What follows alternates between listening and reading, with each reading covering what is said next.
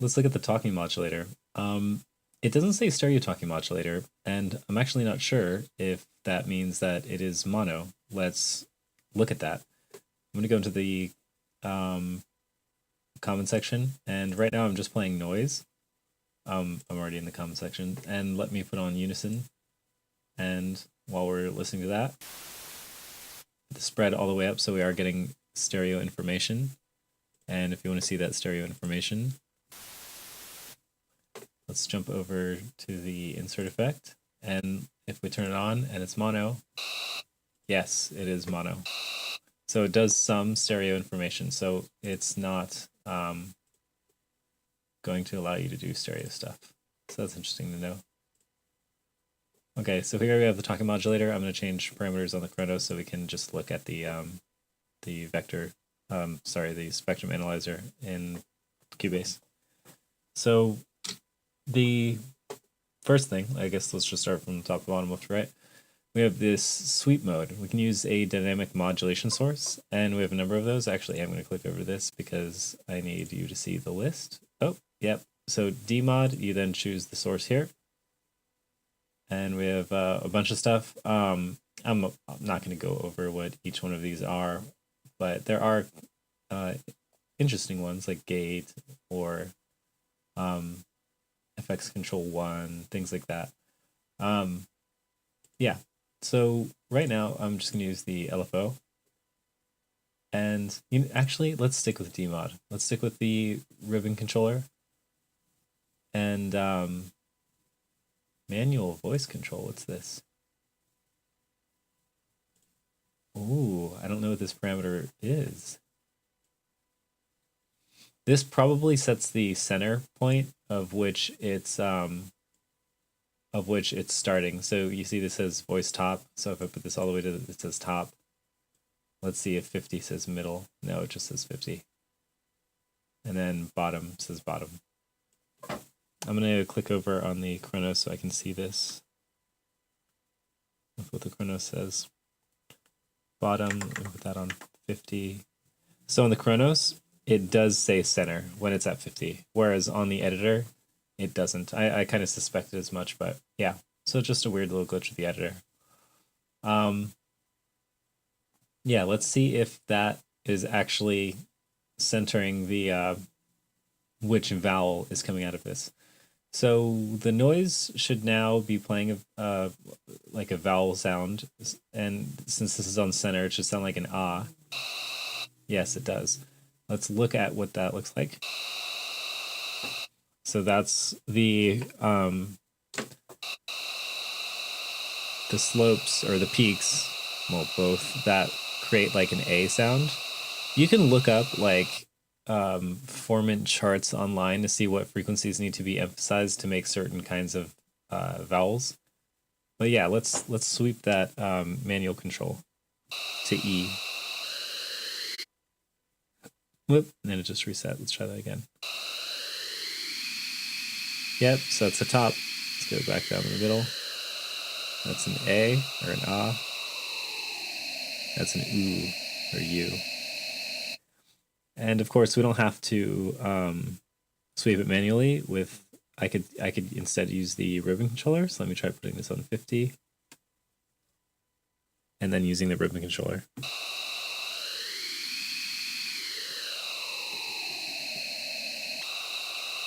Nice thing about the ribbon controller is you can kind of like click around and it'll always bounce back to center.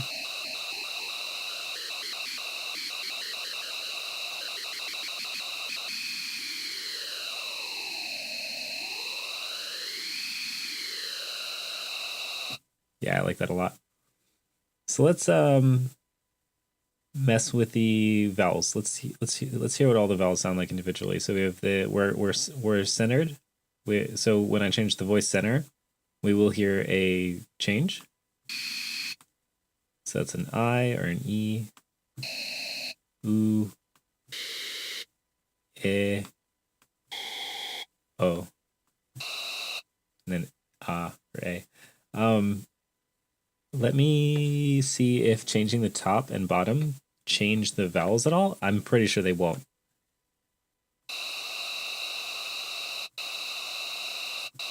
Yep. So when it's on center, you're really just listening to the center. It's not like a blend of vowels. You're just listening to that one vowel. Likewise, if I were at top, but I changed voice center, then it wouldn't change anything. However, if I went to like 75 for the manual voice control, and then I changed a vowel, I bet the top and bottom would change the sound. Now let me change, that was just changing the top, let's change the middle. Yep. So if it's at 75, you're getting kind of a blend between the two vowels, which is totally expected.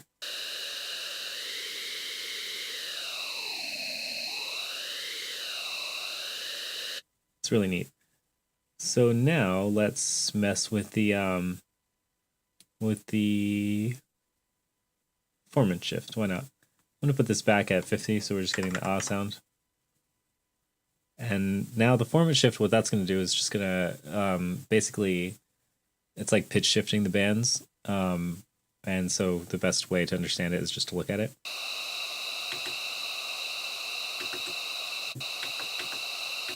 And I'm not hearing a difference right now. Probably because I'm just doing such a small formant shift, so it's not. There we go.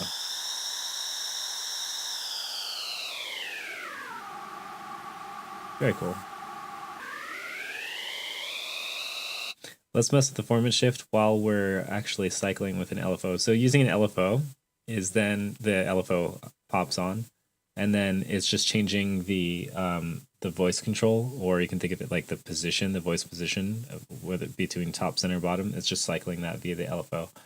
I believe the LFO starts in the center and then goes outwards, as in like every time you hit a key on, it would start on A, unless it's a free running LFO. I'm not sure. Let's test that out right now. So if it's not free running, then every time I hit a key, it'll start in the same place. It is free running. So when I hit keys, the phase just starts wherever it happens to be at. If I MIDI tempo sync it, let's see if it's still free running. Yes, it is. Okay. So no matter what, the LFO is free running. Of course, you could use one of the common LFOs, and then it would not be free running. I mean, depending on how you have the common LFO set up. But anyway, let's just stick to the individual. And let's hold a key, and it'll cycle through the voice position.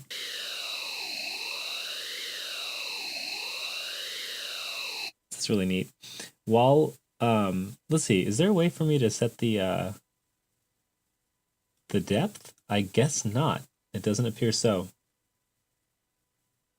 That's too bad.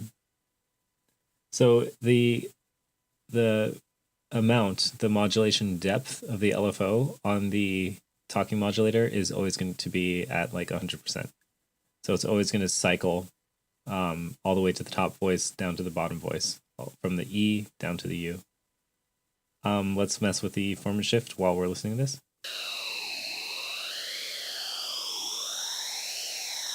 So you can see it sounds more like small and going down to the bottom. Actually, I'm going to use the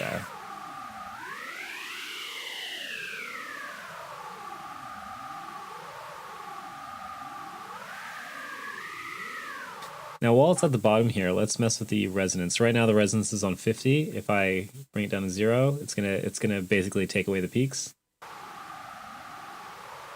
Let me mess with the formant shift again.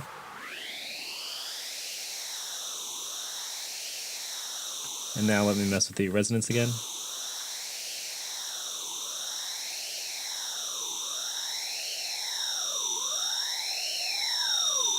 So the higher the resonance, the more pronounced it is. And these, this formant filter will self-oscillate, which is kind of weird. So I'll go ahead and do that now. Now, so actually, even if I let go of a key, it will still self-oscillate when it's at 100. Let me try it on 99. So it takes a second to die away when it's at 99. I'll just leave it at 99. Let's mess with the formant shift.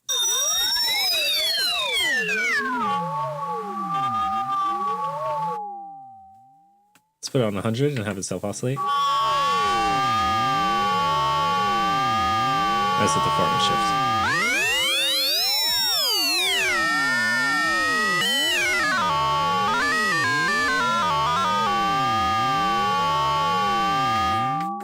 It's pretty cool. That's pretty much all there is. Let's